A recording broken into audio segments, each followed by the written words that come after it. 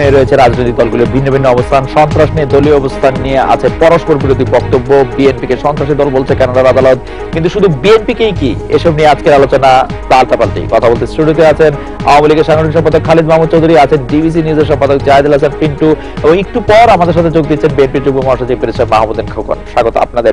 Barrister Mahmudul খোকনের জন্য আমরা একটু অপেক্ষা করছি, সেজন্য আমি খোকন ভাইকে প্রশ্ন করেই আসলে খালিদ ভাইকে প্রশ্ন করতে চাই, সেই জন্য আমি একটু পিন্টু ভাইয়ের কাছে আসি। যে পিন্টু ভাই, কানাডার আদালতে যে আজকে যে পত্রপত্রিকায় যে বিষয়গুলো, বিশেষ করে অনলাইনে টেলিভিশনে যে বিষয়টা নিয়ে সবচেয়ে বেশি আলোচিত হয়েছে, যে বিএনপিকে একটি সন্ত্রাসী সংগঠন বলেছে কানাডার আদালত, সেই বিষয়ে আপনার পর্যবেক্ষণটা একটু শুনে নিই।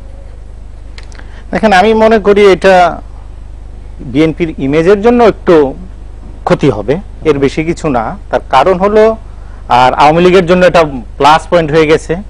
হ্যাঁ, বিএনপিকে যে আওয়ামী লীগ কিন্তু দীর্ঘদিন ধরে বলছিল যে সন্ত্রাসী সংগঠন, এখন একটা আদালতের রায় পাওয়া মানে তাদের জন্য এটা এটা মানে কি বলে না, বাড়তি পাওনা হয়ে গেল।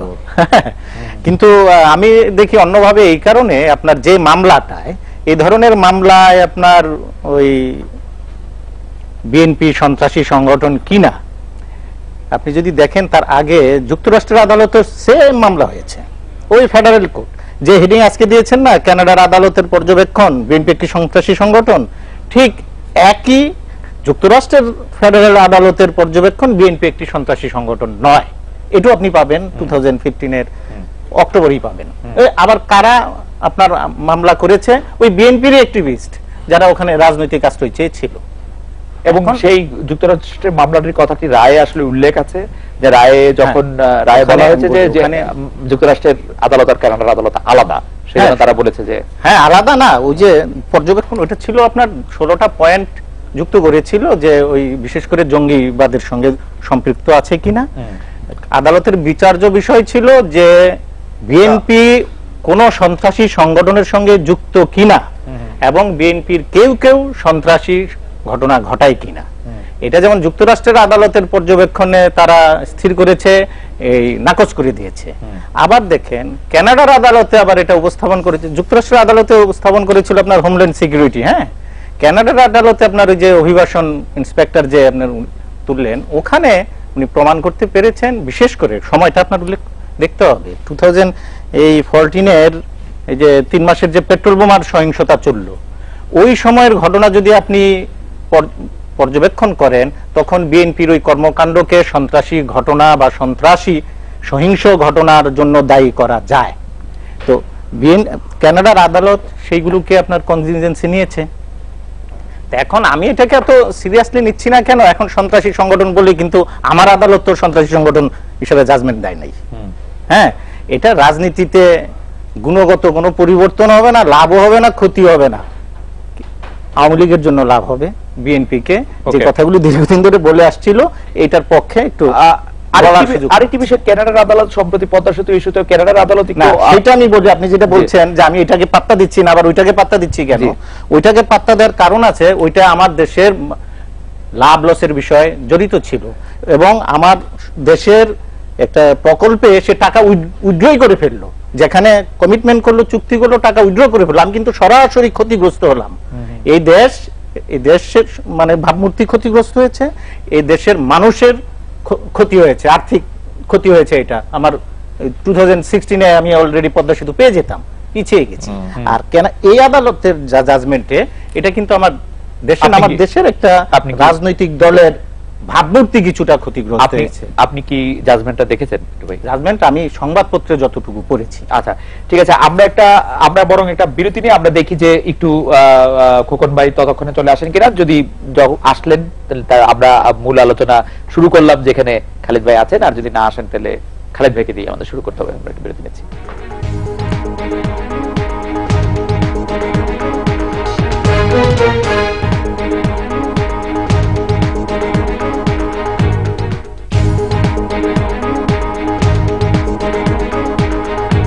আজকের বাংলাদেশ সৌজন্যে rain power wine.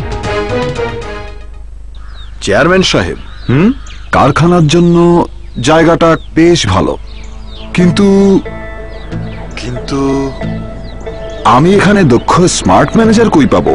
Excuse me, sir. Please don't judge a book by its cover. চাই এমন চমক যা কেড়ে নেয় সবার নজর, তাই নতুন রিন এর ব্রাইট ক্লিনিং টেকনোলজি গভীর থেকে ময়লা দূর করে সাদা ও রঙিন কাপড়কে রাখে নতুনের মতো উজ্জ্বল।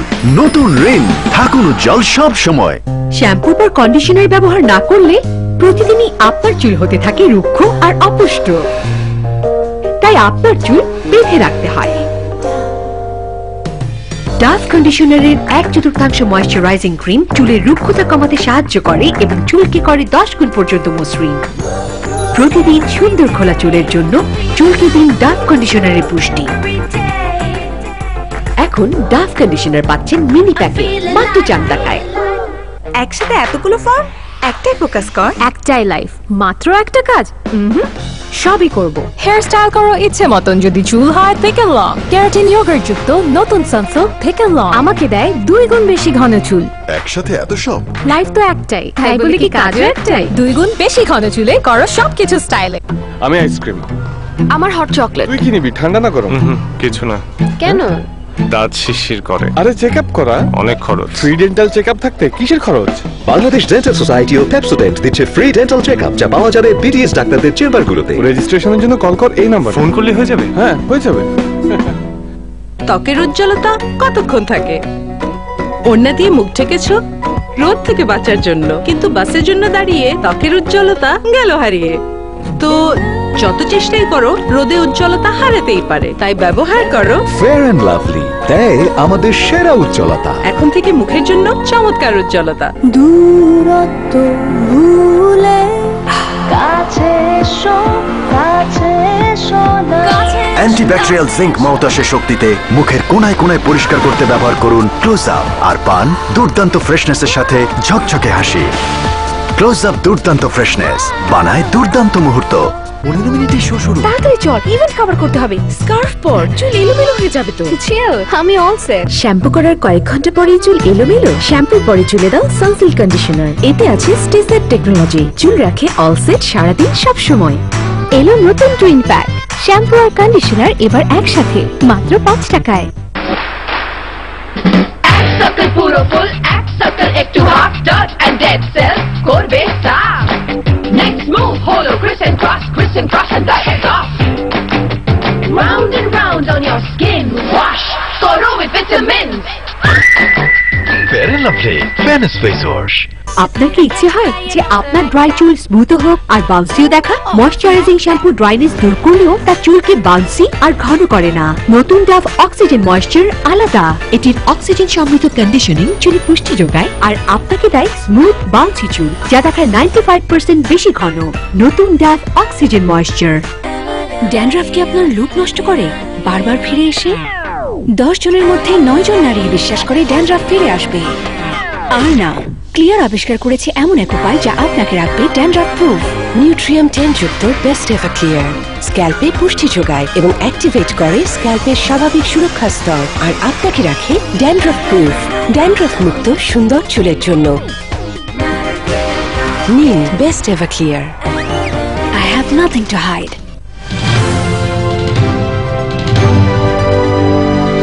ইন্ডিপেন্ডেন্ট টেলিভিশন, 24 ঘন্টায় খবর।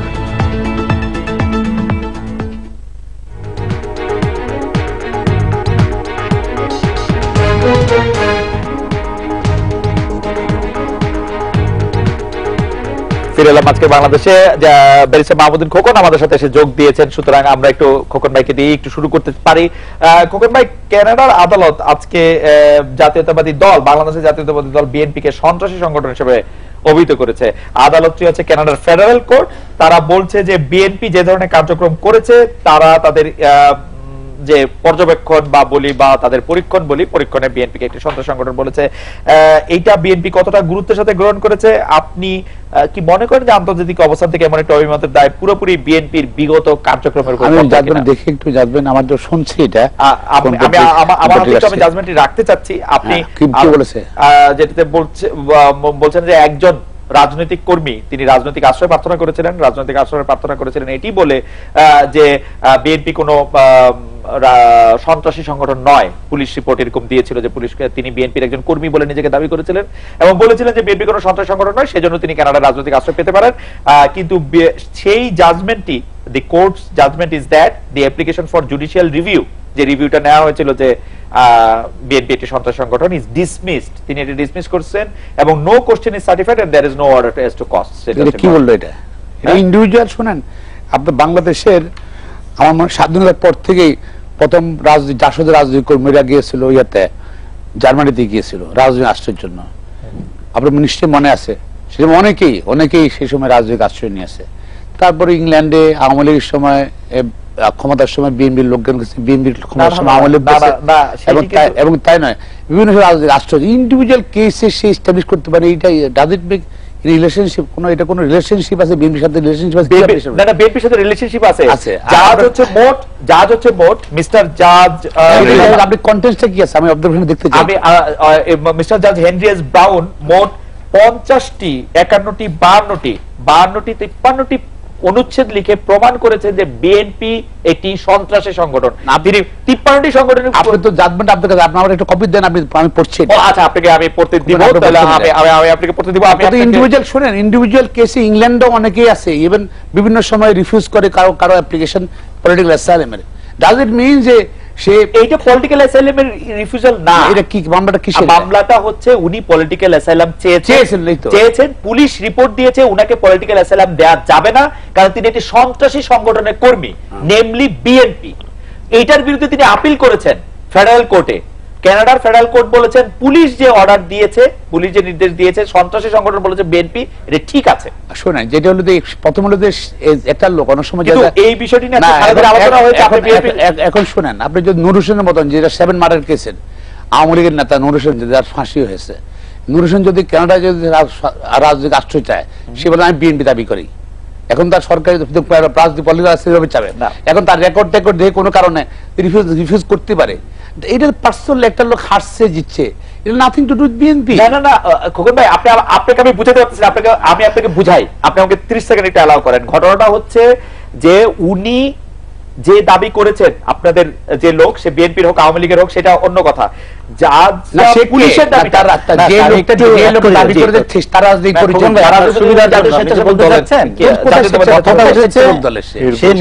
কোন পর্যায়ে আছে বলেন আপনি? সে মিরপুরে ক্লেম করেছে মিরপুরের একজন স্বেচ্ছাসেবক দলের কর্মী, এবং সেটা অ্যাসাইলাম চেয়েছে। তার ক্লেমও কিন্তু খোকন ভাই, তার ক্লেমও কিন্তু প্রধান না। কোর্ট ইন্ডিভিজুয়ালি বিএনপি কে নিয়ে গবেষণা করেছে এবং তারা গবেষণা প্রমাণ হিসেবে সব কোনো কথা আপনার সেখানের মধ্যে শুনে, যদি রাষ্ট্রীয় সন্ত্রাস যদি জানতো, ক্যানাডিয়ান কোর্টে যদি এখন পুলিশের তত্ত্বাবধানে যে ক্রসফায়ার হচ্ছে, পুলিশের আইন শৃঙ্খলা বাহিনীর তত্ত্বাবধানে যে গুম হচ্ছে, তাহলে বলতো বাংলাদেশের রাষ্ট্রীয় সন্ত্রাস চলতেছে। আপনি ফ্যাক্ট দিয়ে দেন না, আপনি দেখেন না প্রতিদিন পত্রিকার মধ্যে দেখেন না, গুম দেখছেন না, আইন শৃঙ্খলা বাহিনী কি করছে দেখেন না, আপনি ওগুলো দেন না, আপনি ওখানে মধ্যে ফ্যাক্ট দেন। আপনি কোর্টে এরকম ফ্যাক্ট দেন, যদি এরকম যে গড্ডা বাংলাদেশে কি ঘটছে, প্রতিদিন রাজনৈতিক কর্মীদের হত্যা করা হচ্ছে, গুম করা হচ্ছে, মারা হচ্ছে নাকি?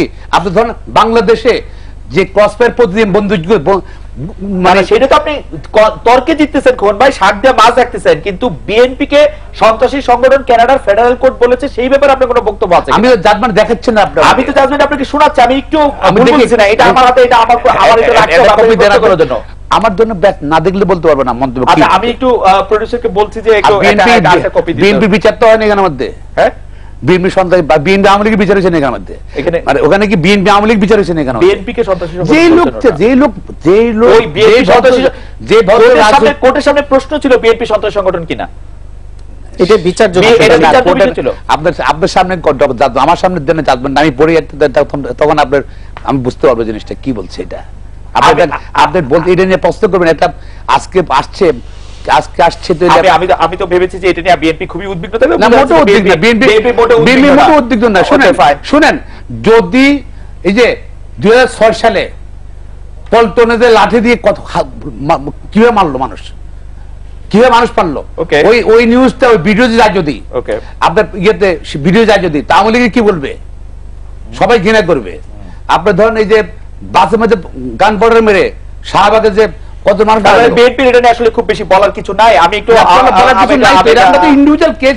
সেই লোক, যে ভদ্রলোক, আমার মনে হয় যে বিএনপি আরেকটু মানে সতর্ক বা সচেতন হওয়া উচিত। এটা কানাডা ফেডারেল কোর্ট এরকম একটা সিদ্ধান্ত আপনাদের দলের বিরুদ্ধে দিচ্ছে, সিদ্ধান্ত দেয় আপনাদের দলের বিরুদ্ধে দিচ্ছে। এটা nothing to do with BNP. আমি তো বললাম it's everything to deal with BNP. There are 53 paragraphs, there are 53 paragraphs here, এবং এটার মধ্যে অন্তত 40টাতে বিএনপি নাম হিসেবে আছে। আমারটাই আপনি নিয়েন না, আমি কপি দিচ্ছি আপনাকে, আমি আপনাকে কপি দিচ্ছি। আমি একটু জনাব খালিদ মোহাম্মদ চৌধুরী আপনার কাছে আসি। জনাব খালিদ মোহাম্মদ চৌধুরী, আপনি কি রায়টা দেখেছেন? দেখি নাই, আমি গণমাধ্যমের মাধ্যমে জেনেছি। আচ্ছা, গণমাধ্যমের মাধ্যমে জেনেছেন। এইটার মধ্যে হচ্ছে যে যেটি হলো যে বিএনপি কে একটি সন্ত্রাসী সংগঠন বলা হচ্ছে, এবং খুবই ইন্টারেস্টিং ব্যাপার, সেই একই রায়ে আওয়ামী লীগকে সন্ত্রাসী সংগঠন বলা হয়েছে। ওখানে কিন্তু আরেকটা লাইন আছে, বিচার্য বিষয় ছিল, সেটি বিচার্য বিষয় ছিল না বলে সেটি বলা হয় না, কিন্তু কোর্ট কিন্তু বলেছে যে আওয়ামী লীগকে একটি সন্ত্রাসী সংগঠন না। স্পষ্ট এরকম আছে যে the BNP and the Awami League have been the two main political parties in Bangladesh, as counsel for the applicant has noted. Politics in Bangladesh is a violent affair. যেই ভায়োলেন্ট অ্যাফেয়ারের জন্য বিএনপি কে দায়ী করা হয়েছে, সেই একই violent অ্যাফেয়ারের জন্য আওয়ামী লীগকেও দায়ী করা হয়েছে, অন্তত 3টি প্যারাগ্রাফে আমি যা দেখেছি। এটি আপনারা এই ব্যাপারে আপনাদের নজরে কোনো কিছু আসছে কিনা, যে যেহেতু জজ সাহেবও বলেছেন যে এই ধরনের সন্ত্রাসী কার্যক্রম বিএনপি করেছে, সেগুলো আওয়ামী লীগও করে থাকে, তবে আওয়ামী লীগ আমার সামনে বিচার তো না বলে আমি এই ব্যাপারে মন্তব্য করছি না। না, ধন্যবাদ আপনাকে। যেটা হচ্ছে কি, দেখেন পুরো বিষয়টাই দুঃখজনক এবং আমাদের জন্য লজ্জা করে বটে। আর যারা আমরা রাজনীতি করি, যে একটা রাজনৈতিক দল যে বিদেশি আদালতে এইভাবে যে চিহ্নিত হচ্ছে, এটা খুবই দুঃখজনক। আমরা কিন্তু যে বিষয়টা নিয়ে আপনি আলোচনা করছেন, সেই বিষয়টাতে এটা 2015 সালের 28শে এপ্রিল তিনি এইটা আদালত সেটা গ্রহণ করেছিল, এবং 16 এপ্রিল 2016 সালে এটা হচ্ছে আমলে নিয়ে এটাকে পর্যবেক্ষণ, এটা তদন্তের দায়িত্ব দেওয়া হয়েছিল, যেটা 25 জানুয়ারি যেটা জাজমেন্টটা দিছে, যেটা পাবলিশ ছিল আপনার গতকালকে। এটা যতটুকু জানি সেটা হচ্ছে, দেখেন, এবং সেখানে বলা হলো যে শেষের দিকে এসে বললো যে বিএনপি একটি রাজনৈতিক সন্ত্রাসী রাজনৈতিক দল। এটা দুঃখজনক। এটা যেটা বিএনপি কে বলুক আর যাকেই বলুক, এটা আমাদের দেশের রাজনীতির জন্য এবং রাজনীতির একজন কর্মী হিসাবে আমি লজ্জা পাচ্ছি। কিন্তু এই বিষয়গুলো এখানেই তো মানে শুরু না, এগুলো কিন্তু এই কথাগুলো আমরা গত আপনার 17 বছর যাবত বলে আসতেছি। কিন্তু যদি আপনি পলিটিক্যাল ভায়োলেন্সের কথা বলেন, আওয়ামী লীগ বিএনপি থেকে আসলে আমি বলি, এটা হচ্ছে আওয়ামী লীগের কপাল ভালো যে আওয়ামী লীগের হয়ে সেটা কোর্টে যায়। আমি তো বিএনপির কথা বলতেছি না, অন্য দলের, আমি টোটাল রাজনীতির কথাই বলতেছি, যে আমাদের জন্য এটা দুঃখজনক, লজ্জার, যে এটা সন্ত্রাসী দল সন্ত্রাসী রাজনীতি করবে কেন। এবং এই কথাগুলো কিন্তু আমরা প্রথম থেকেই বলে আসছি গত 17 বছর যাবত। 2001 অক্টোবর নির্বাচনে যখন হওয়ার পরে আপনার নিশ্চয়ই মনে আছে যে ওই দিনকে রাত্রে থেকে শুরু করে একদম 2006 সাল পর্যন্ত নন স্টপ কিন্তু বাংলাদেশে সন্ত্রাসী কর্মকাণ্ড চলেছে, যেগুলোর সঙ্গে বাংলাদেশের মানুষ কখনো পরিচিত ছিল না। গ্রেনেড কিন্তু মুক্তিযুদ্ধের সময় আমরা দেখেছি, এরপরে কিন্তু বাংলাদেশের গ্রেনেড ওইভাবে দেখেনি মানুষ, যেভাবে ওই সময়টাতে দেখলো মানুষ। জঙ্গি কথাটার সঙ্গে কিন্তু মানুষের সম্পৃক্ত ছিল না, মানুষ কিন্তু মুক্তিযুদ্ধ বা বঙ্গবন্ধুর হত্যাকারী, খুনি, স্বৈরাচার এগুলোর সঙ্গে সম্পৃক্ত ছিল। জঙ্গিটাও কিন্তু ওই সময় আমরা সব পরিচিত হলাম, যে বাংলা ভাই, আব্দুর রহমান, এইরকম ভাবে তাদের যে চেহারাগুলো এগুলো আসলো। এইভাবে লাগাতার ভাবে এতজন এমপি কে কখনো এইভাবে পাখির মতো গুলি করে হত্যা করা হয়নি। বিরোধী দলের নেতাকে হত্যা করলো গ্রেনেড হামলা, কতগুলো, 12, প্রায় 1 ডজনের উপরে। তখন কিন্তু আমরা বারবার বলে এসেছি, এই সন্ত্রাসী কর্মকাণ্ড, এগুলা সাম্প্রদায়িক গোষ্ঠী এগুলা করতেছে, এটা বন্ধ করতে হবে, এদেরকে চিন্তা আমরা বলতেছি। এবং বিএনপির রাষ্ট্রীয় পৃষ্ঠপোষকতা, তখন যখন গ্রেনেড হামলা করলো, তখন হচ্ছে আপনার কি বলা হলো পার্লামেন্টে, যে বিরোধী দলের নেত্রীর ভ্যানিটি ব্যাগে নাকি গ্রেনেড আছে। এই ধরনের কথাবার্তা যখন দায়িত্বশীল জায়গা থেকে বলা হয়, প্রধানমন্ত্রীর জায়গা থেকে, মন্ত্রীর জায়গা থেকে বলা হয়, তখন কিন্তু সন্ত্রাসীরা উৎসাহিত হয়। কিন্তু আপনি কি গ্রেনেড হামলাটা রাষ্ট্রীয় পৃষ্ঠপোষকতা হয়েছে সেটা আপনি বলতে পারেন না? এটা পৃষ্ঠপোষক না হলে তাহলে এখানে আমি কতগুলো যুক্তি দাঁড় করাচ্ছি। গ্রেনেড হামলাটা হলো, এতজন মানুষ আহত হলো, তারা জীবন মৃত্যুক্ষণে আছে, সেই সময় কি আপনি টিয়ার গ্যাস মারবেন? বলেন আপনি। না, শুধু এটা না, এটা হলো পরবর্তীতে তাকে সেখানে আলামতগুলো নষ্ট করার জন্য সেখানে ফায়ার সার্ভিস দিয়ে পানি দিয়ে সবকিছু রক্ত ধুয়ে ফেলা হলো। তো এগুলো এগুলো এগুলো যখন আমরা পাল্টাপাল্টি কথা বলছি, আমরা গ্রেনেড হামলার ব্যাপারে আপনার সাথে আমি একটু যুক্ত করতে চাই যে যখন 2006 সালে লগি বৈঠার মিছিলটি হলো বা সেই সময় যখন এখানে মানুষ মারা গেল, সেটি কি সন্ত্রাসী কর্মকাণ্ড বলা যাবে না? না, সন্ত্রাসী কর্মকাণ্ড রাজনৈতিক, রাজনীতি যখন আমরা কর্মসূচি দিই সেটা যখন প্রতিহত করতে চায় আরেক পক্ষ, তখন যখন ভায়োলেন্স, এটাকে আপনি কিভাবে সন্ত্রাসী বলবেন? এখানে তো আমরা আক্রান্ত। আমরা তো তাহলে তো আমাকে যদি এইটাকে যদি আমাকে বলতে হয় সন্ত্রাসী, তাহলে তো মুক্তিযুদ্ধটাকে সন্ত্রাসী বলতে হবে। হানাদার বাহিনী যখন আমাদের আক্রমণ করলো, গণহত্যা চালালো 25শে মার্চ, এবং আমাদের মা বোনদেরকে যখন রেপ করলো বা বাড়িঘর জ্বালিয়ে দিল, তখন আমরা প্রতিরোধ করেছি, এটা মুক্তিযুদ্ধ করো, ওটাও তাহলে আমাকে সন্ত্রাসী বলতে হবে। রাজনৈতিক কর্মসূচি যখন আপনার বাধাগ্রস্ত হয়, তখন কিন্তু আপনার কিন্তু এটা হচ্ছে একটা, আমরা মাঠে ছিলাম ওই সময়। আপনি যখন 28শে অক্টোবরে যে আপনি লগি বৈঠার কথা বলেছিলেন, সেই সময় তো আমরা মাঠে ছিলাম, রাজনৈতিক নেতারা মাঠে ছিল, ঘরের মধ্যে থেকে তো বিরিয়ানি আর হচ্ছে মুরগ পোলাও খায়, মানে আপনার হচ্ছে মানুষ পুরাই নাই। মানে এটা কেমনে আলাদা হয়? মাঠে থাকলে মাঠে ছিল, আমরা আক্রান্ত। আপনার নিশ্চয়ই মনে আছে ওই সময় 23 বঙ্গবন্ধু আমাদের সিনিয়র নেতারা সবাই ছিল, কিন্তু আমাদের party office 23 Bangabandhu party office আক্রান্ত হয়েছে। যারা মারা গেছেন তারা তো আপনাদের দলের লোক নন। কোথায়? 28 অক্টোবর যিনি আমরা তো প্রতিহত করেছি। তাহলে তো আপনাদের পাকিস্তানের মতো বলতে হবে মুক্তিযুদ্ধের ছবি, মানে মুক্তিযুদ্ধরা মেরে ফেলেছে। আমরা টেলিভিশনে যে ছবি দেখেছি, সেই ছবিতে দেখেছি যে একাধিক লোক কাউকে আঘাত করে কাউকে মারছে। সেখানে যদি আপনার সন্ত্রাসী কর্মকাণ্ডে যদি আমি শিকার হয়ে যাই, আমি যদি মনে করেন কোন আক্রমণের শিকার হই, প্রতিহত করতে হবে। প্রতিহত করতে গিয়ে যদি কেউ যদি এখানে ক্ষতিগ্রস্ত হয়, সেটা তো আলাদা জিনিস। আমি কি জীবন দিয়ে প্রমাণ করব যে না আমি অপরাধী না? ওকে, পিন্টু ভাই, আপনি কি একটু বলবেন যে এইখানে প্রতিটি রায়ের প্রতিটি অংশে দুটি পার্টির কথা বলা হচ্ছে, পলিটিক্যাল ভায়োলেন্সের কথা বলা হচ্ছে, এবং ফাইনালি যেটি বলা হচ্ছে, আপনি যদি 33 নম্বর অনুচ্ছেদের মধ্যে দেখেন যে এখানে আওয়ামী লীগের কথা বলা হয়েছে যে আওয়ামী লীগ এটা করেছে, 36 নম্বর অনুচ্ছেদের মধ্যে আছে যেখানে মধ্যে অফিসার অ্যাসেসমেন্টের সাথে এক মুহূর্ত হয়েছে যে পলিটিক্যাল ভায়োলেন্স একটি হয়। তবে সর্বশেষ উনি আসলে এই 2015 সালে যে সন্ত্রাসী কর্মকাণ্ড হয়েছে সেগুলিকে আমলে নিয়ে, কারণ তিনি অনেকগুলো পত্রপত্রিকা যুক্ত করেছেন, বিবিসি রিপোর্ট এবং অন্য জায়গার রিপোর্টগুলি। তো আমরা কি মানে রাজনৈতিক কি শিক্ষা নিতে পারি যে পলিটিক্যাল ভায়োলেন্সের আন্তর্জাতিক ভাবে একটি স্বীকৃতি পাওয়াকে? না, দেখেন, পলিটিক্যাল ভায়োলেন্স বাংলাদেশ স্বাধীনতার পর থেকেই হচ্ছে, এটা তো অস্বীকার করতে পারি না। এটা 72-তে জাসদরা করেছে, এরপরে শিবির করেছে, ছাত্র সমাজের সাথে সামরিক শাসনের করেছে, ছাত্রলীগ ছাত্রদল করেছে। এটা কিন্তু এখন অনেকটা একতরফা হয়ে গেছে, কারণ যে বিএনপি অনেকটা মাঠে নেই, হ্যাঁ, যে কারণে আওয়ামী লীগের নিজেদের মধ্যে মাঝে মধ্যে মানে আমাদের রাজনৈতিক সংস্কৃতিতে কোনো পরিবর্তন আনবে কিনা এটি? কারণ আমি মনে করি না এ থেকে আমাদের রাজনীতিবিদরা কোনো শিক্ষা নিবেন। পলিটিক্যাল ভায়োলেন্সের মধ্যেই আমরা থাকতে হবে। আমার মনে হচ্ছে মানে অদূর ভবিষ্যতে অন্তত এখান থেকে আমাদের মুক্তি নেই। আর আমি একটু অ্যাড করতে চাই, পলিটিক্যাল ভায়োলেন্স আর আপনার এই যে 21শে আগস্টের সঙ্গে আপনারা গুলিয়ে ফেলছেন, দুইটা আলাদা জিনিস। 21শে আগস্টের ঘটনা এটা পলিটিক্যাল ভায়োলেন্সের চেয়ে উপরে, কারণ ওইটা স্টেট প্যাট্রোনাইজেশনের ভুরি ভুরি প্রমাণ।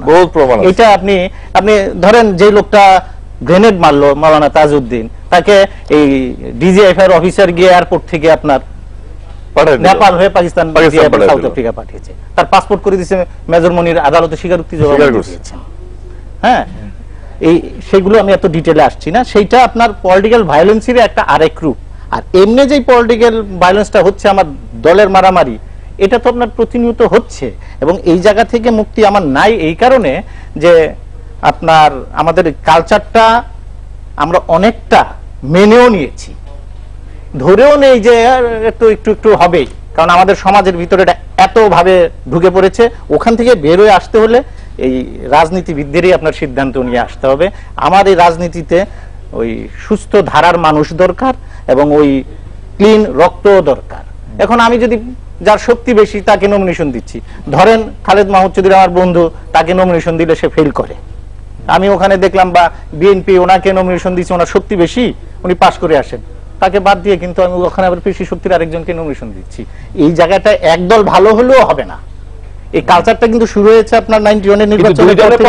দুই দলের পক্ষে কি একসাথে ভালো হওয়া সম্ভব? এটাই তো আমি দেখছি না দুটি গোষ্ঠীর মধ্যে। আপনি মনে করছেন একদমই দেখছেন না? আমরা একটু বেলসা মাহমুদ্দিন খোকনের কাছে আসবো, আমরা একটা বিরতি নিয়ে ফিরছি। বেলসা মাহমুদ্দিন খোকন রায়টি দেখছেন।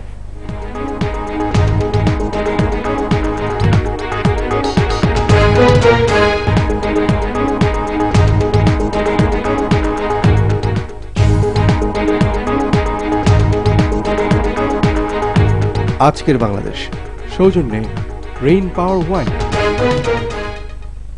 চেয়ারম্যান সাহেব, কারখানার জন্য জায়গাটা বেশ ভালো, কিন্তু কিন্তু আমি এখানে দক্ষ স্মার্ট ম্যানেজার কই পাবো?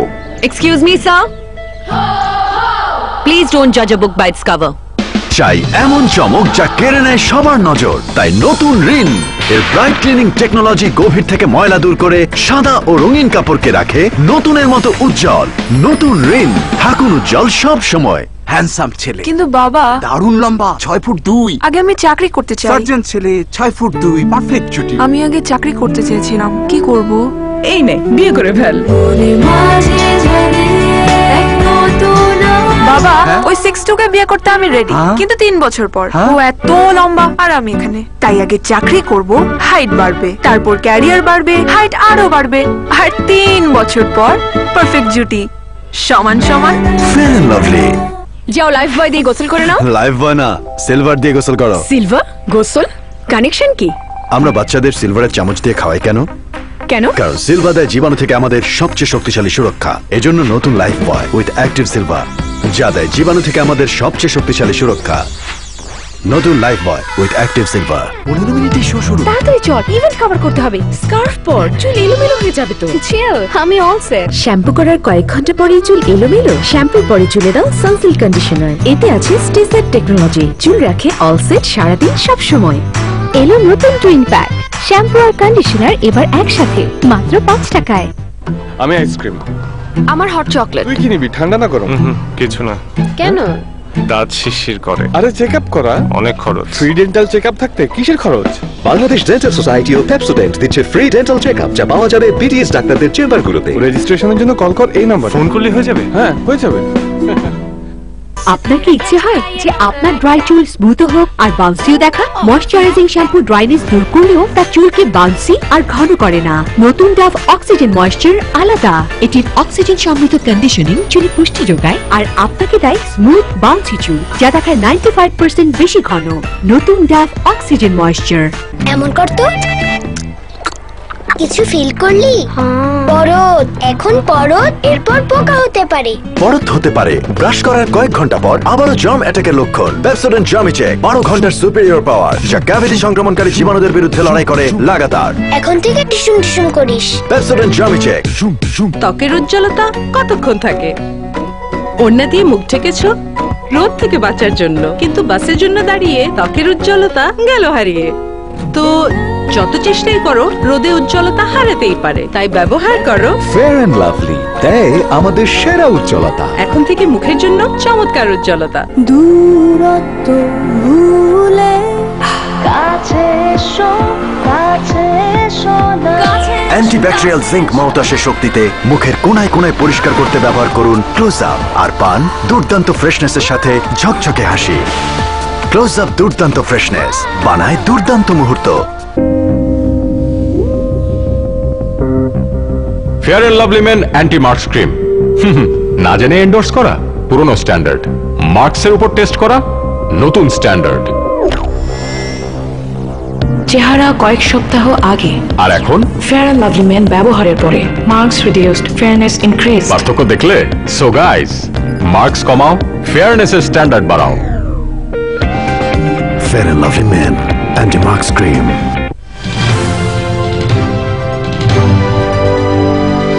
ইন্ডিপেন্ডেন্ট টেলিভিশন, 24 ঘন্টায় খবর।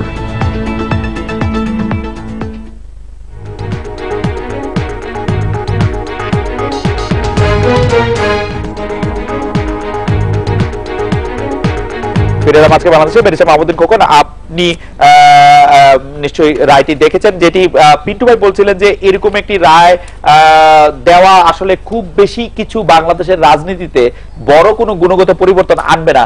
আপনি কি মনে করেন যে বড় কোনো গুণগত পরিবর্তন আনবে, বা ভায়োলেন্সের যে রাজনীতি সেটা থেকে আমরা বেরিয়ে আসবো? আমরা কি ইউরোপের কোন কান্ট্রিতে আছি? আমরা কি এখন লন্ডনে বসে কথা বলছি? না। হ্যাঁ, না, আমরা বাংলাদেশে বসে কথা বলছি। বাংলাদেশে রাজনীতি কি? নির্বাচন, গণতন্ত্র, ডেমোক্রেসি আসছে। পিল আগে ছিল মানে এক রাজা এক ব্যক্তি রাজাকে হত্যা করতো, নিজে রাজা হইতো নাকি? রাজ্য পাইতো, রানীও পাইতো, রাজকুমারীও পাইতো।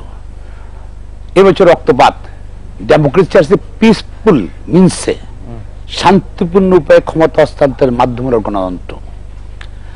আমাদের দেশে এবং পাশাপাশি অন্য দেশের তুলনা করেন, ইংল্যান্ডে আমি ইংল্যান্ডের ছাত্র অবস্থাতে কমনওয়েলথ সিরিজের নাগরিক হিসাবে আমরা ভোটার ছিলাম।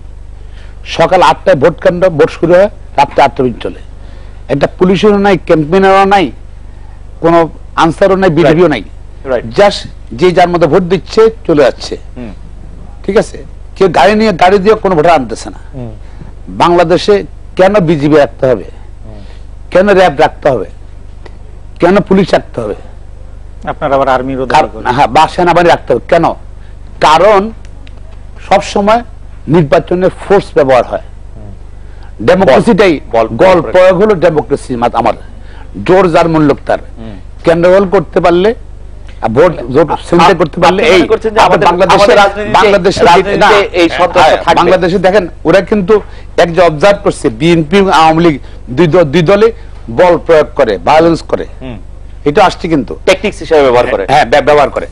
আর সুতরাং এটা হলো আমাদের দেশে normal course in Bangladesh, right? Normal course না, এটা কোনো কত ইম্পর্টেন্ট পদ্মাসের মতো অবস্থা হয়েছে আর কি আপনাদের। পদ্মা সেতু নিয়ে পার্লামেন্টে সারাদিন কাটাই দিল বক্তৃতা দিয়ে। মনে হয় যে বাংলাদেশ গভর্নমেন্ট বোধ এখানে মধ্যে বিবাদী আসামি ছিল, নাকি আবুল হোসেন হিসেবে আসামি ছিল না। কিন্তু মনে থাকবে পদ্মা সেতু নিয়ে যখন কানাডার আদালতে গেল, আপনাদের থেকে স্টেটমেন্ট আসছিল যে আমাদের সব মান ইজ্জত চলে যাচ্ছে, কারণ কানাডার আদালতে আমরা আসামি। মামলা তো হয়েছে নাকি? এখন আপনি নিশ্চয় ডেইলি স্টার এবং একটা প্রাইভেট কোম্পানির বিরুদ্ধে মামলা হয়েছিল। Private company attempt to conspiracy two commit the offence ছিল, করেছে কিনা, এবং সেখানের মধ্যে যে কতগুলো এভিডেন্স তারা ওখানে ইনভেস্টিগেশন করে নাই। ডেইলি স্টারে ডিটেইলস আসছে আপনার পুরো জাজমেন্টটায়। আপনি if you read the Daily Star, আমি জাজমেন্টটা পড়েছি পুরোটা, কিন্তু এই যারা কি প্রমাণ হয় এবং এতে কি এখানে কি প্রমাণ হয়, এখানে লাফালাফি না, এখানে কি প্রমাণ হয়? হু আর দে? দ্যাট প্রাইভেট কোম্পানি সেকে এএনসি লাভালিন, জি তার কথা বলছেন। সেকে মানে আমি যেটা হলো ওখানে যারা কমপ্লেইন করেছিল, জি যারা ওখানে কমপ্লেইন করেছিল, ওরা এখানে এনাফ সাক্ষী দেয় নাই বা নেওয়া নাই তাদের। আচ্ছা, টেকনিক্যাল কারণে ওই কোম্পানি ইলিশ। মনে হয় যে বাংলাদেশ গভর্নমেন্ট পার্টি ছিল বা আওয়ামী লীগ, ভারতের গভর্নমেন্ট তো এটা ভারতের গভর্নমেন্ট না, পুরো বাংলাদেশি পার্টি ছিল। এটা মোটো ঠিক না, কারণ লোক আবার কত শত টাকা নিয়ে don't extend the Avenue. This is একটা কি লেবিন কি লাভালিন ছিল, ওরাপ ছিল। This is a private company, Canadian company, তারা ব্যবসা করতে আসছে বাংলাদেশে। কিন্তু এর সাথে আমাদের বাংলাদেশের উপরে কিন্তু এদের সম্মান আমরা রাইটস দিয়েছে কিনা না, এবং যেখানে এখানে কি হলো, ওরা যেহেতু অ্যাটেম্প ছিল আর এনাফ ম্যাটেরিয়ালস তারা কোর্ট নেয় নাই। কোর্ট বলছে আমার এই সীমাবদ্ধতা, আমরা এখান থেকে এর বেশি নেব না। মেসেজ গুনা, ডায়েরি গুনা, এগুলো তারা এগুলো তারা নেয় না এভিডেন্স হিসাবে, খালাস হয়ে গেছে। এখন মনে হয় যে আওয়ামী লীগ বাংলাদেশ মনে হয় যে খালাস হয়েছে, বলে আওয়ামী লীগ খালাস হয়েছে মনে হয়। একই অবস্থা। আপনাদের কথা শুনে তো মনে হয় এটা খালাস না হলে খুশি হইতে। কোনটা? পদ্মা সেতু সম্পর্কে কি মানে আপনার কি মনে হয় খালাস না হওয়া উচিত ছিল? মানে স্টারের কথাটা আপনি বলছিলেন না, খালাস না হওয়া। আমি কেন বলতে যাব খালাস না খুশি হয়ে যায়? এটা খালাস না হওয়া আপনি বলছেন যে এভিডেন্স নাই। বাংলাদেশ ওই মামলার সঙ্গে বাংলাদেশের বা আমাদের কোনো রিলেভেন্সি নেই। ওই বেটা এখানে ব্যবসা করতে আসছে, আমি কি তাই না ব্যবসা করতে আইসা ওকে কনস্পিরেসি করছি না একটু ব্রাইট দিতে, that is say clear up হইছে।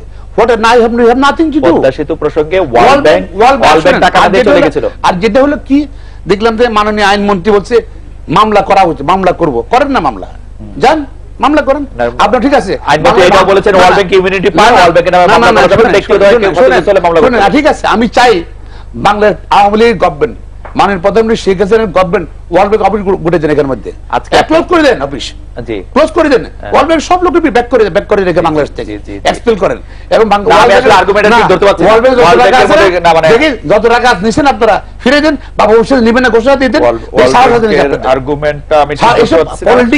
পলিটিক্যালি এটা ইউজ করার কোনো কারণ নেই। এইটা হলো একটা ইন্ডিভিজুয়াল একটা কোন এই লোক কি বিএনপি করতো না আওয়ামী লীগ করতো জানি না, সে কি নাম জানি, মোহাম্মদ জুয়েল হোসেন গাজী, তার নাম আমি কখনো শুনিও না বিএনপি করতে বলে। এখন যে ওখানে যে পলিটিক্যাল কিন্তু আপনি বারবার উনার বক্তব্যের মধ্যে দিচ্ছেন এটি কিন্তু বিএনপি আপনি নিশ্চিত থাকতে পারেন বিএনপির কোন লোক কানাডাতে গিয়ে পলিটিক্যাল অ্যাসাইলাম চাইলে পাবে না, কারণ বিএনপি একটি সন্ত্রাসী সংগঠন। কানাডা ফেডারেল কোর্ট এটা ডিসাইড করেছে। কি জানেন আপনি মেসেজ মানুষ আপনার লোকে কানাডিয়ান কোর্ট না না আপনি আপনি যা এটা আমি একদম স্পষ্ট বলতে পারি, রায় পরে আমি যা বুঝেছি সেটি হচ্ছে বিএনপি সন্দেহ সংগঠন নয়। বাংলাদেশে যা হচ্ছে কানাডার আদালত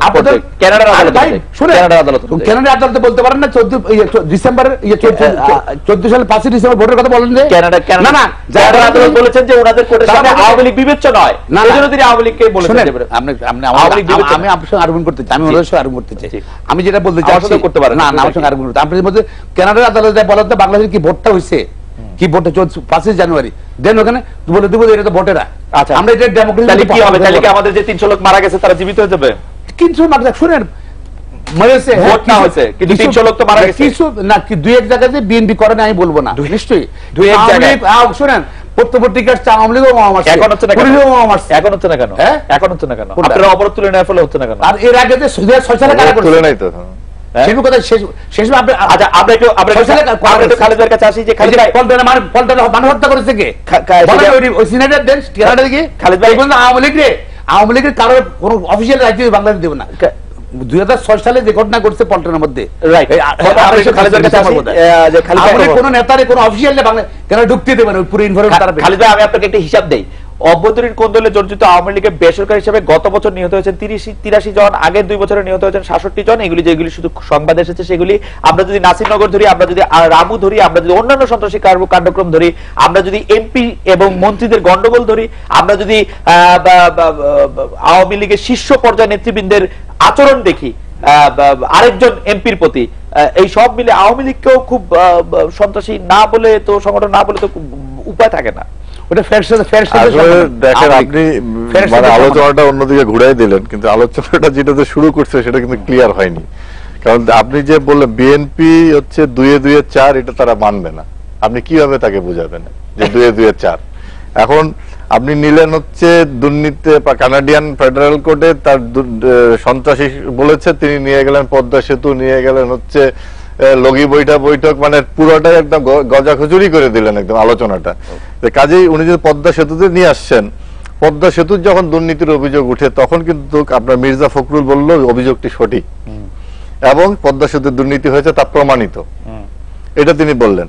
খালেদা জিয়া কি বললেন? ক্ষমতায় আসলে পদ্মা সেতুর দুর্নীতি যারা জড়িত তাদের বিচার করবেন। তো এই যে দেখেন সেই সময় তারা করলো। আপনি যে কথাটা বলছিলেন যে এই যে পদ্মা সেতুর যে দুর্নীতির বিষয়টা, এটা শুধু সরকার নয় তো, এর দেশে 16 কোটি মানুষ জড়িত।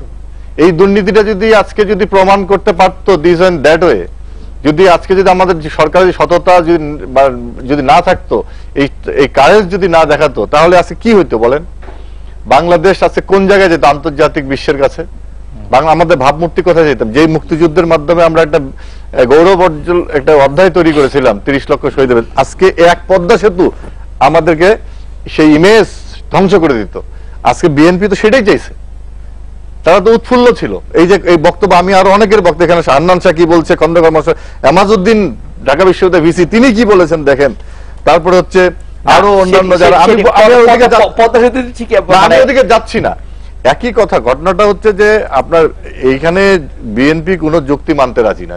বিএনপি মানতে চায় আমরা ক্ষমতায় যাব, ক্ষমতায় যাওয়ার ক্ষমতা দেশ চালানোর জন্য বিএনপি হচ্ছে যোগ্য। কারণ বিভিন্ন রকম মানে মেকানিজম করে তাদেরকে আসলে নির্বাচন থেকে দূরে রাখা হয়েছে। তাদেরকে আপনি দেখেন 93 ডেজ যে আপনি বললেন যে অবরোধ এবং হরতালের কথা, এখানে কি আপনার লগি বৈঠার মতো বৈঠক কোনো প্রতিপক্ষ সংঘর্ষ হয়েছে? কোথাও সংঘর্ষ হয় নাই। সেখানে কি হয়েছে? 10 বছরের মুনির তার বাবার সঙ্গে গেছে, হত্যা হয়ে যায়। মাইশা তার বাবার কোলে পুড়ে হত্যা হয়ে গেছে। আপনার হচ্ছে কিন্তু বিএনপি তো বলছে না, বিএনপি করে নাই, না এখানে কোনো সংঘর্ষ না, বিএনপি করে নাই সেটি বলছে। এগুলো কিন্তু বাসে আগুন দিয়ে জ্বালিয়ে দেওয়া হয়েছে, বিএনপি বলছে যে এগুলো নাশকতা এবং তারা এর সাথে জড়িত না। তো আপনি এখন আবার বললেন যে এখন তাহলে হচ্ছে না কেন? না সেটা আমি উনাকে আর্গুমেন্টস আজকেও মারা গেছে, আপনার হচ্ছে আজকেও জেলে আওয়ামী লীগ মারামারি করে কেন হচ্ছে? আজকেও সাধারণ মানুষ এটা ওই সময়ে পরিকল্পিতভাবে এটা করা হয়েছে। তো এবার আপনি যে 5 জানুয়ারি নির্বাচনের কথা বলেন, 29 ডিসেম্বর বেগম খালেদা জিয়া কি বললেন তিনি অবরোধের ডাক দিলেন। ওদিনকে কিন্তু মাহবুদ্দিন খোকন ব্যারিস্টার সাহেব, ওনাকেও কিন্তু দেখা যায়নি মাঠের মধ্যে, উনিও যান নাই। খালেদা জিয়ার ডাকে উনিও সাড়া দেন নাই। এবং খালেদা জিয়া তার বাড়ির দরজার সামনে দাঁড়িয়ে তিনি আইন শৃঙ্খলা রক্ষাকারী বাহিনীকে যা তা ভাষায় গালিগালাজ করেন, সাবেক প্রধানমন্ত্রী হয়ে বললেন। এবং কি বললেন যে বাংলাদেশের রক্তের গঙ্গা বয়ে যাবে, 5 জানুয়ারি নির্বাচন হবে না। আপনার নিশ্চয়ই 6 জানুয়ারির কথা নিশ্চয়ই খেয়াল আছে না? সেইটার জন্য তো আপনারা বিনা প্রতিদ্বন্দ্বিতায় 154 জন নির্বাচন করে ফেলেন, আর যার জন্য সরকার করে। খালেদ ভাই, আমি এই জায়গায় আমি যে কথাটা বলতে চাচ্ছি, এই জায়গায় ফিরছি। আমি একটা বিরতি নিয়ে আসি, আমার বিরতিটা সবাই সব আপনি এই জায়গা থেকে আসবো আপনার কাছে, আমরা ফিরছি আপনার কাছে।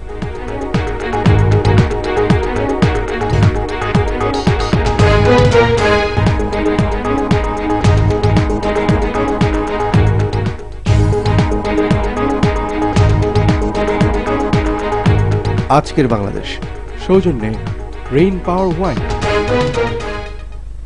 চেয়ারম্যান সাহেব, কারখানার জন্য জায়গাটা বেশ ভালো, কিন্তু কিন্তু আমি এখানে দক্ষ স্মার্ট ম্যানেজার কই পাবো?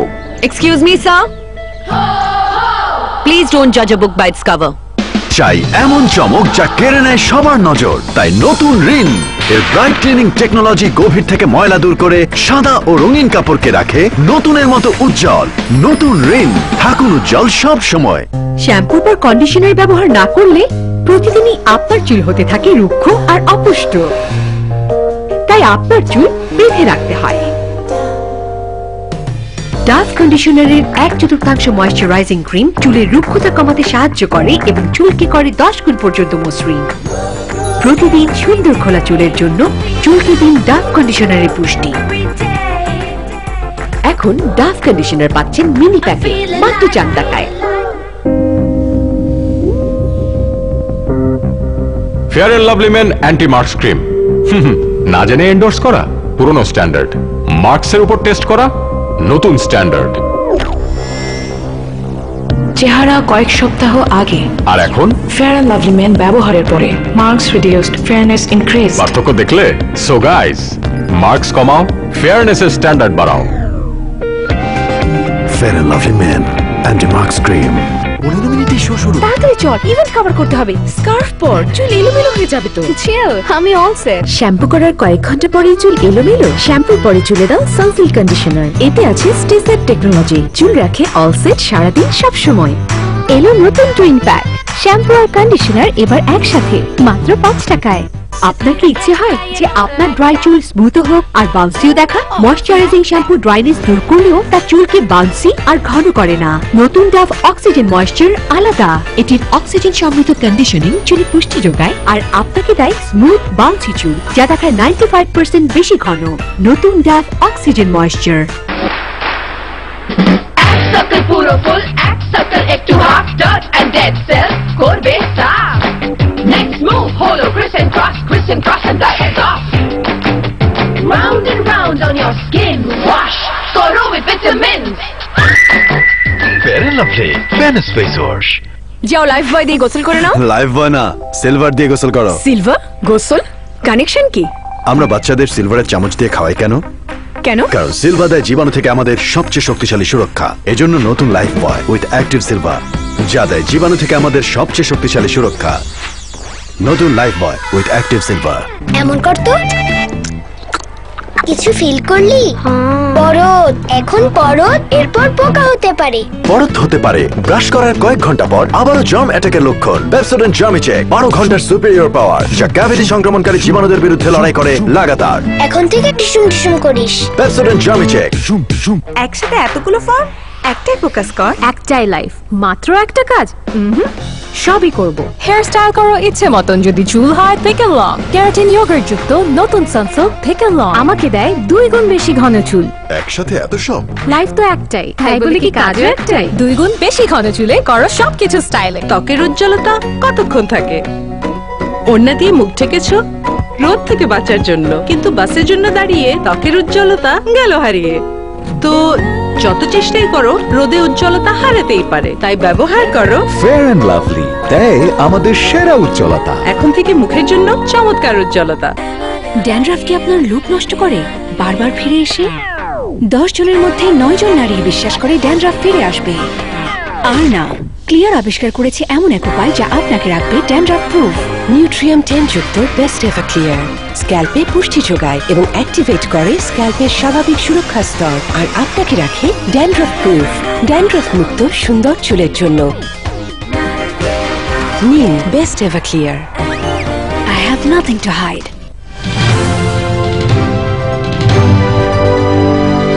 ইন্ডিপেন্ডেন্ট টেলিভিশন, 24 ঘন্টায় খবর।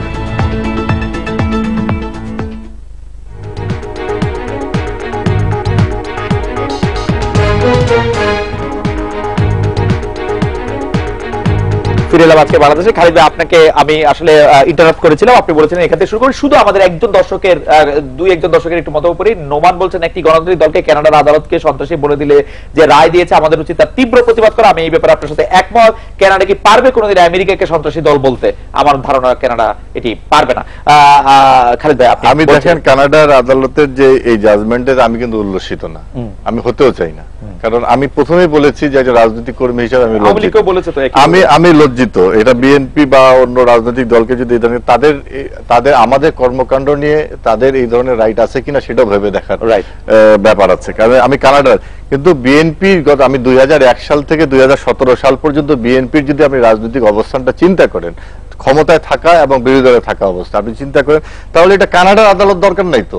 বাংলাদেশের আদালতেই তো আপনার বিএনপি একটা সন্ত্রাসী দল, সাম্প্রদায়িক গোষ্ঠীর সঙ্গে তারা মিলে যেগুলো করলো, যেখানে যুদ্ধ অপরাধীদেরকে বিচার হচ্ছে, সেখানে বিএনপির প্রধান চাঁপাইনবাবগঞ্জে গিয়ে বলল এদেরকে ছেড়ে দিতে হবে। তাদের সবারই ফাঁসি হয়ে গেছে এবং যাবজ্জীবন সহ তাদের সাজা হয়ে গেছে। তো এই যে কর্মকাণ্ডগুলো চালিয়েছে, বাংলাদেশের 16 কোটি মানুষ সবাই মনে করে, হয়তো বিএনপি মনে করতেছে না আমরা এইভাবেই থাকবো, কারণ রাজাকার আলবদর আল সান বঙ্গবন্ধু তাদেরকে জেনারেল মার্সি করছিল, কিন্তু 75 পরে আবার তারা স্বরূপে চলে এসেছে। যারা হচ্ছে সাধারণ, আমরা যদি অন্যভাবে জিনিসটাকে দেখি, যে আপনি একদম ঠিক কথাই বলেছেন, কিন্তু অন্যভাবে যদি দেখি যে প্রধানমন্ত্রী শেখ হাসিনা বলেছেন যে তোমাদের এই নির্বাচনে জিতে আসতে হবে, তারপরে সন্ত্রাসী করে ভয় দেখিয়ে ভোটের বাক্স নিয়ে চলে আসা হইলো, বা যদি এরকম ঘটনা ঘটে থাকে, সেই ক্ষেত্রে কি আমরা প্রধানমন্ত্রী শেখ হাসিনাকে দায়ী করবো কিনা এই ধরনের কোন নির্দেশ দেওয়ার জন্য? না, এই ধরনের নির্দেশ দিবেন কেন? একজন গণতান্ত্রিক নেতা, গণতান্ত্রিক কর্মী, দেশপ্রেমিক মানুষ বলতে পারেন না, এটা বলতে পারেন না তো। এটা কেউ বলবে? শেখ হাসিনা কেন বলে? তার সেই দায়িত্ববোধ আছে, তার কর্মকাণ্ড। তিনি তো ক্ষমতায় এসে যে তার বাবার যে হত্যাকারী, তাদেরকে তো তিনি তো স্পেশাল ট্রাইব্যুনাল গঠন করে সাজিয়ে দিতে পারতেন। তিনি সাধারণ সেটা প্রতিহিংসাপরায়ণ রাজনীতিবিদ নয়, তিনি তো আইন কানুন মেনে চলেন, তার তো দায়িত্ববোধের পরিচয় দিয়েছেন। এটা মিডিয়ার একটু ঝামেলা আছে। আমি বলি এখানে যে শেখ হাসিনার যে কথাটা আসছে যে জিতে আসতে হবে, এখন আপনি আপনার বাচ্চাকে বলেন না পরীক্ষায় পাশ করে আসতে হবে? আপনি কি বলেন নকল করে পাশ করে আসতে হবে? জিততে হবে, এটা কিন্তু আমরাও বলি, বাচ্চাদেরও বলি পরীক্ষায় পাশ করে আসতে হবে। তুমি মাঠে নেমেছো, জিতে আসতে হবে।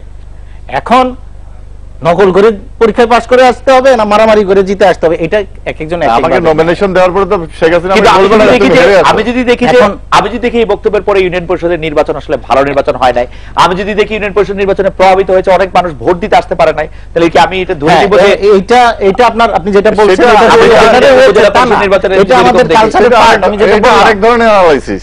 এই নির্বাচন কেন ভালো হয় নাই সেটার জন্য আলাদা একটা আলোচনা দরকার। না না, আমি সেটাই বলছি, শেখ হাসিনা না বললেও আওয়ামী লীগ নিজেরা নিজের এই ঘটনা তো ঘটাইতো। এটা কি শুধু এর আগে ঘটে নাই বাংলাদেশে আপনার নির্বাচনের সহিংসতা? তখন তো আপনার কেউ বলে নাই যে এটা করে আসতে হবে, তখনও তো এই ঘটনা ঘটেছে। ইভেন বিএনপি যখন, কিন্তু আমি তাহলে আপনি এই প্রশ্নটি সরাসরি করি যে 2015 সালের 3 মাসে বা 93 দিনে যে পরিমাণ সন্ত্রাসের ঘটনা ঘটেছে, ডেসপাইট খালেদা জিয়া বারবার আমাদেরকে বিবৃতি দিয়েছেন যে তিনি এরকম কখনো জানেন, কিন্তু এই ঘটনাগুলির জন্য আপনি বেগম জিয়াকে দায়ী করেন কিনা? অবশ্যই। আমি তো মনে করি ওই 3 মাস বিএনপি এই সহিংসতা ঘটানোর পিছনে বিএনপি দায়ী। আপনি মনে করেন যে এটা মনে করারও বিষয় না। এই যত পলিটিক্যাল ডিবেট হোক, আওয়ামী লীগেরও কয়েকজন, আওয়ামী লীগের 2-4 জন হয়তো ঘটিয়েছে, কিন্তু মোস্টলি দলীয় সিদ্ধান্ত যে রাজপথের অচল করে দিতে হলে বিএনপির দলীয় সিদ্ধান্তের কনসিকুয়েন্স সেটা। এগুলো টেলিফোন কনভারসেশন আমরা দেখেছি। এটা দলীয় সিদ্ধান্ত বলে নাই যে তুমি গিয়ে বোমা মেরে আসো, ওকে, হ্যাঁ, কিন্তু দলীয় সিদ্ধান্ত যেটা দিয়েছে এটার ফলাফল যে ওই রকম হতে পারে কয়েকদিন পরে আমরা বুঝে গেছি। তারপর এটা থেমে গেলে বুঝতাম যে দল এটার দায় নেবেন। আমরা মনে যে বেশি মাহমুদুল খোকনের কাছে একটু চাই যে আমি বলতে যাচ্ছি, প্রথম আপনার বোধহয় এটা মিস্টেকেন বিলিভ আর কি হয়তো বা বায়াসনেস আছে কথার মধ্যে। বেগম খালেদা জিয়া সবসময় বলেছিল সেই 3 মাস শান্তিপূর্ণভাবে আন্দোলন করতে বলছে, নিশ্চয়ই আপনাদের মনে আছে। সুতরাং এটা নিয়ে বিতর্কের কোনো কারণ নেই। বেগম খালেদা জিয়া কি বলেছেন, মিডিয়াতে কি আসছে, জনগণ কি গেছে, সেটা সবাই জানে। শান্তিপূর্ণভাবে বেগম খালেদা জিয়া কথা বলে নাই বিএনপি চেয়ারপারসন বা বিএনপি কোন নেতা বলে নাই, এবং মহাসচিব বলেছে যে শান্তিপূর্ণভাবে আমরা আন্দোলন করবো। কারণ এটা হলো একতরফা নির্বাচন, সরকার চাচ্ছিল যে বিএনপি ছাড়া নির্বাচন করবে, এটা প্রতিবাদ।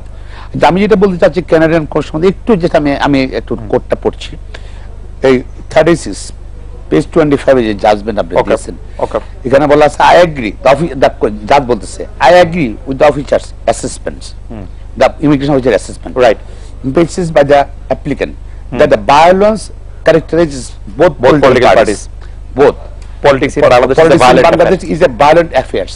Politics আর বলতেছে বাংলাদেশের রাজনীতিটাই হলো violent affairs, right? এটা কিন্তু কোনো বিএনপি আমলে বলেন, right? This is I do find that supporters of both the BNP and the governing party, that is Awami League, right, have resorted to violence to influence the public and the government in various ways at various times. Look, this is also the report of the এত কষ্ট করে যখন পড়েন তারপরের লাইনটা একটু পড়েন। I do not agree that the mutual misconduct BNP কে দোষ থেকে মুক্তি দেয় না, হ্যাঁ মুক্তি দেয় না, সেটা বলছে ঠিকই, কিন্তু কত সে বলছে কেন মুক্তি দেয় এটা অ্যাসেসমেন্ট বলছে, সেটা বলছে এটা তো বিএনপির কর্মী হিসেবে দাবি করছে এই ভদ্রলোক। আর ওখানে কিন্তু দুইটা বাংলাদেশের রাজনীতিতে বলছে যে ভায়োলেন্স, ওকে ভায়োলেন্স, আর বিএনপি কে বলেছে যে সন্ত্রাসী দল, হ্যাঁ এটা আওয়ামী লীগকে বলে না, কারণ আওয়ামী লীগ তার সামনে বিচার্য ছিল না। আমরা যদি বলে এখানে ফাইনালি বলা আছে কিন্তু বিএনপি আওয়ামী লীগ দুইটা বাংলাদেশের রাজনীতি ভায়োলেন্স, বাংলাদেশের রাজনীতি ভায়োলেন্স। এই কথাগুলি শোনার জন্য আমার কানাডার আদালতে যেতে হবে? আমরা এই দেশে আছি, আমরা কি দেখি না? আমার তো না, কিন্তু পিটু ভাই যে কথাটি শুরু করেছেন, খালেদ ভাই যেটি কথাটি শেষ করেছে, সেভাবে একটু আপনার মন্তব্য শেষ শুনতে চাই। সেগুলো পিটু ভাই শুরু করতেছিলেন যে বাংলাদেশের রাজনৈতিক সংস্কৃতি পরিবর্তন হওয়ার খুব বেশি সম্ভাবনা তিনি দেখেন না। খালেদ ভাই সেই পরিবর্তনের স্বপ্ন অবশ্য দেখেন। আপনি এই সম্পর্কে কি বলবেন? ওনারা স্বপ্ন কিভাবে দেখবেন? ওনারা নিজেরাই তো, আপনি এখন ধাক্কা দিলে একজনকে তার মাথা ফাটবে পড়ে গেলে নাকি, আপনি এখন যদি আপনি জোর করে নিয়ে নেবেন, পৃথিবী গণতন্ত্র আসার পরে কোথায় আছে বলেন? পৃথিবীর একটা দেশ দেখেন গত 100 বছরে যে ডেমোক্রেটিক ইলেকশন হবে, কনস্টিটিউশন ডেমোক্রেসির কথা বলা আছে, পার্লামেন্ট মেজরিটি সিট হলো বিনা ভোটে এমপি, কোথায় একটা দেন একটা পৃথিবীর দেখেন। না না, সেটা আপনি করলেন আপনি করলেন আপনি করলেন এই যে গত 2 মাস বিএনপি নির্বাচন প্রতিহত করা ঘোষণা দিবে, আমি মানবো এটা। না আমরা তো জোর করি না, করবেন না, করবেন তো না, এটা না বিএনপি প্রতিহত করবেন কোন এই নির্বাচন, বিএনপির কথা আমি যেটা বলি, you are in the government, গত 1 বছরের বক্তব্য দেখেন, মাননীয় প্রধানমন্ত্রী বলেন, আওয়ামী লীগের এই বর্তমান সেক্রেটারি বলেন, সবার কথা বলেন আপনি, সবাই কি একজন বলছে কিনা যে আমরা এই সরকার আমরা নিরপেক্ষ এবং আমরা একটা সুষ্ঠু সুন্দর নির্বাচন করব না বলেছে? সেখানে বারবার বলেছেন আর কোনো প্রশ্নবোধ নির্বাচন চাই না। সেক্রেটারি জেনারেল বলেছেন যে আমাদের ভালো করে, ওরা বলে কি জানেন নাকি, বিএনপি নির্বাচন আসতে বাধ্য হবে। না না, মানে আমার অধীনে কাজ করতে হবে।